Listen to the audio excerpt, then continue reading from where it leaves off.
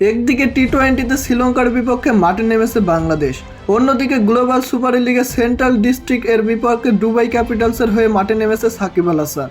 আমরা ইতিমধ্যে সবাই দেখেছি বাংলাদেশ শ্রীলঙ্কার বিপক্ষে প্রথম টি-20 ম্যাচে একদম বাজেভাবে হেরেছে। অপরদিকে সাকিব আল হাসানের দিকে তাকান, সাকিব আল হাসান যেখানেই থাকুক তিনি সেরা, তাকে সেরা বলতেই হবে।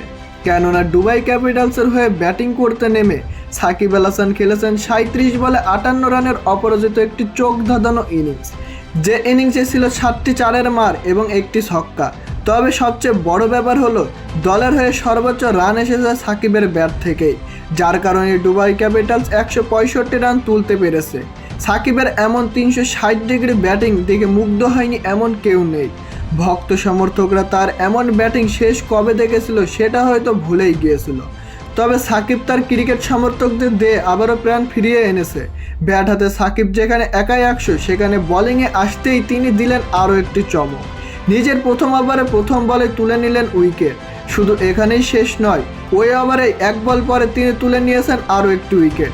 শেষ পর্যন্ত প্রথম ওভারটি মেড-ইন করেন এবং কোনো রান না দিয়েই তুলে নেন দুটি গুরুত্বপূর্ণ উইকেট। সাকিবের এমন কারিশমা শেষ কবে দেখেছিলেন প্রিয় দর্শক, অবশ্যই আমাদের কমেন্ট করে জানাবেন। এরপর সাকিব আল হাসান নিজের দ্বিতীয় ওভারে এসে তুলে নিয়েছেন আরও একটি উইকেট, রীতিমতন বোল্ড করে নিয়েছেন, যা ছিল তার তৃতীয় শিকার। নিজের শেষ ওভারে এসে সাকিব আল হাসান আরও একটি উইকেট তুলে নেন, অর্থাৎ নির্ধারিত 4 ওভার বল করে তিনি 4টি উইকেট শিকার করেন, যা ছিল এক কথায় অসাধারণ।